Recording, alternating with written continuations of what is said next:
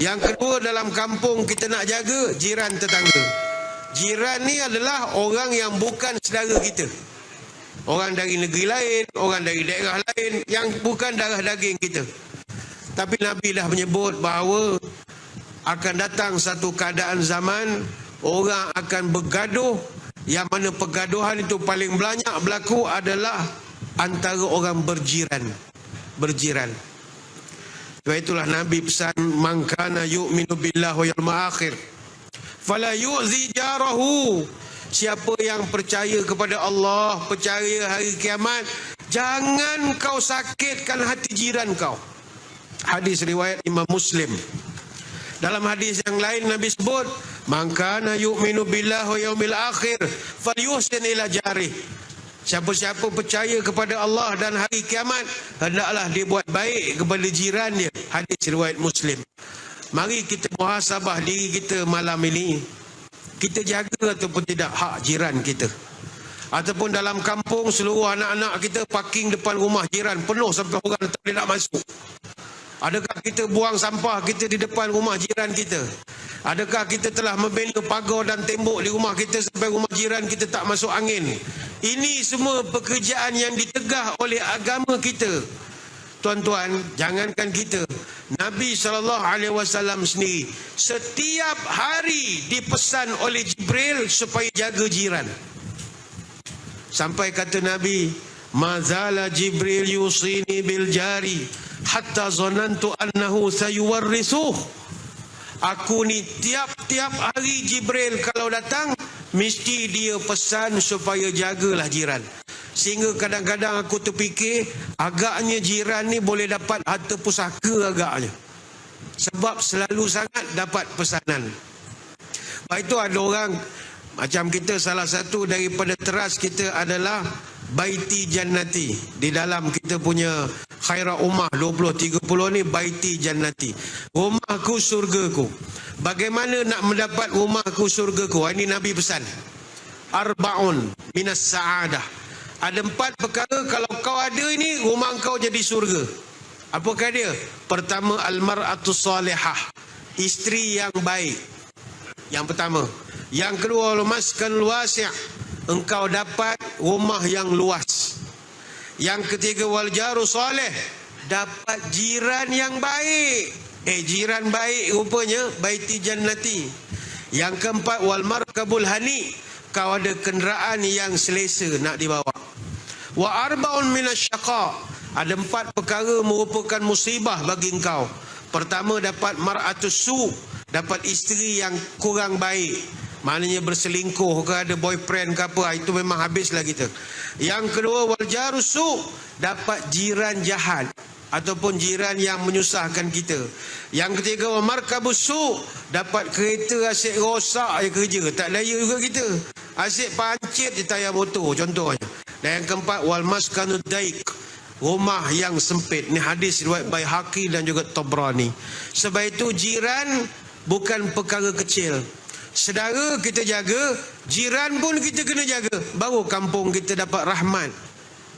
Imam Al-Baihaqi dia ada buat satu kitab nama Syu'abul Iman, cabang-cabang iman. Dia sebut iman ni ada 70 cabang, dan buat baik kepada jiran adalah cabang yang ke-67. Artinya orang yang beriman, kalau dia tak baik dengan jiran dia, imannya belum sempurna.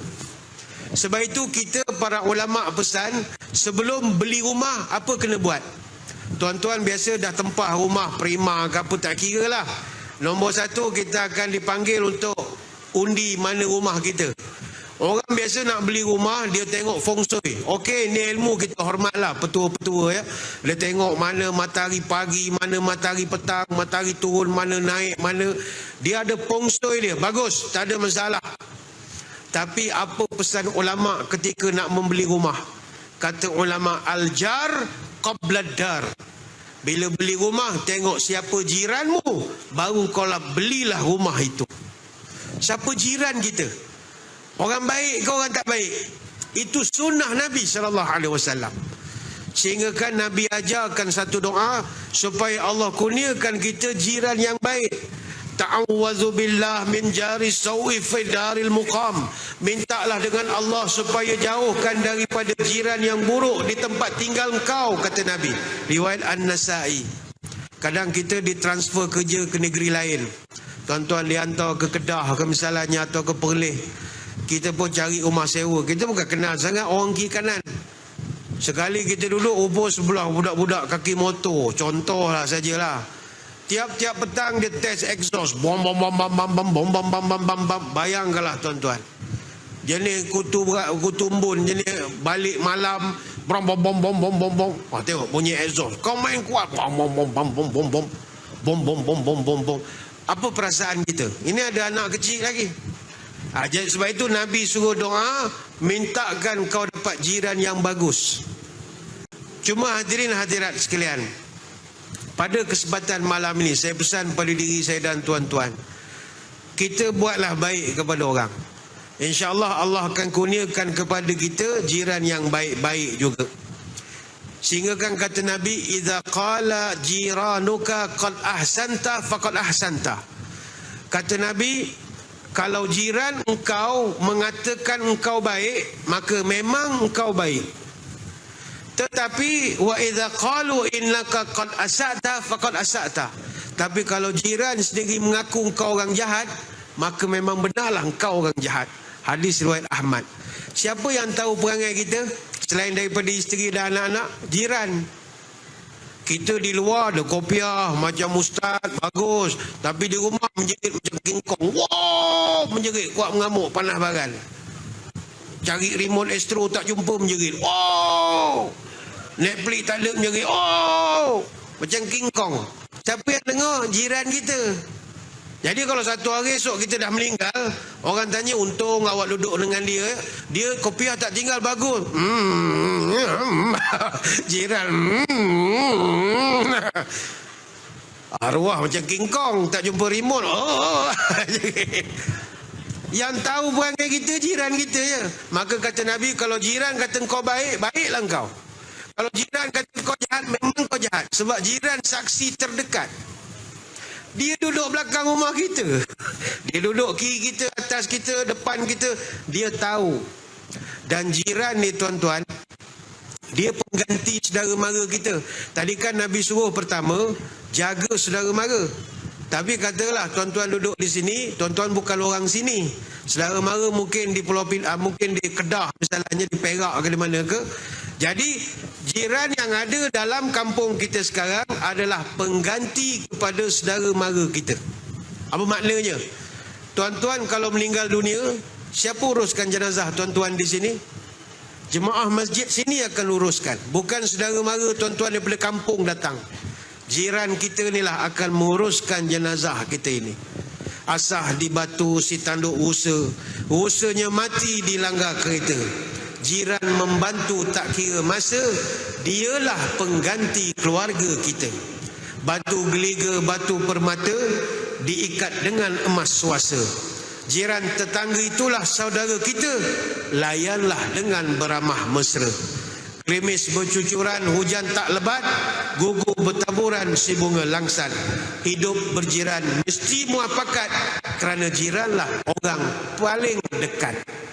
Dialah akan tahu susah senang kita, sakit pening kita, dan kita mati esok mereka jugalah yang uruskan. Saudara kita dari Ipoh tak sempat nak uruskan. Saudara kita daripada Alustar tak sempat. Jiran akan uruskan. Sebab itu Imam Asy-Syaukani dalam kitab Fathul Qadir, dia memberikan panduan. Jiran ini dia punya ukuran ada beberapa kriteria. Kalau ikut kata Sayyidina Ali radhiyallahu anhu, jiran ini ialah di mana selama mana dia boleh dengar azan daripada qaryah kita, itulah limit jiran kita. Tuan-tuan di sini Masjid Ibadur Rahman dia punya azan sampai ke mana? Jadi selagi azan tu boleh dengar, maka jiran tuan-tuan sampai ke situlah ramainya jiran kita. Dalam setengah riwayat disebut, jiran ini adalah mana-mana kampung yang masih boleh dengar qomat dari masjid kita. Samalah azan dengan qomat. Sebab itu Bilal kalau tak nak orang terlampau jauh jiran, janganlah kuat sangat radio tu. Speaker tu kurangkan sikit supaya Korea kita tak terlampau luas, nanti letih kita nak menyantuni. Dan dalam tafsir Qurtubi disebutkan bahawa jiran itu sebagai benda riwayat Aisyah dan juga tabi'in adalah 40 rumah keliling kita. Sama ada depan, belakang, kiri, kanan. Kalau Pening campur atas lah sebab banyak rumah tinggi-tinggi. So atas, bawah, kiri, kanan, depan, belakang.